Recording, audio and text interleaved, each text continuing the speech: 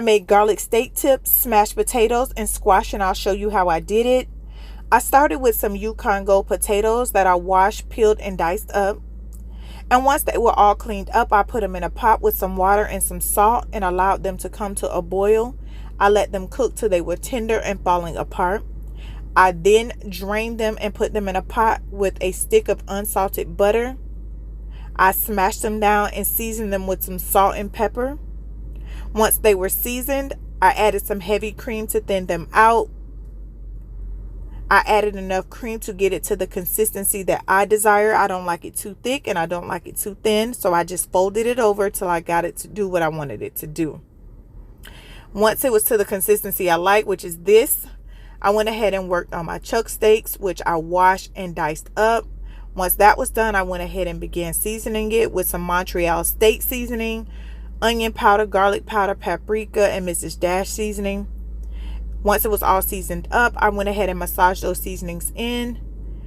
And once it was massaged in thoroughly, I took a pan and put it on the stove, added some olive oil, allowed that olive oil to heat up.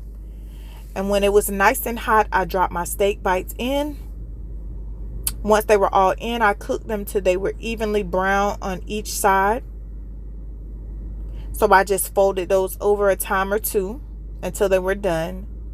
And then once it was done and looking like this, I went ahead and added my garlic paste along with some finely diced onions and green bell peppers. I allowed that to cook down and let that flavor soak in. And they began to look like this, so I set them to the side. I started working on my squash, which I washed and diced up. And once they were all cleaned up, they looked like this. I took 3 strips of bacon and added it to a skillet so that it could brown.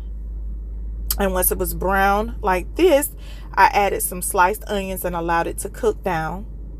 Once it cooked down a bit, I went ahead and poured the squash in. I seasoned it with some salt and pepper. I did not add any water because it makes its own liquid. Put a lid on it and let it cook 15 to 20 minutes. And this is the finished product. It's not too firm. It's not too soft. They're just perfect. After that, I worked on my garlic butter. I put a stick of unsalted butter into a saucepan with 2 teaspoons of minced garlic. I stirred that in and allowed the butter to melt down. Then I added some parsley flakes.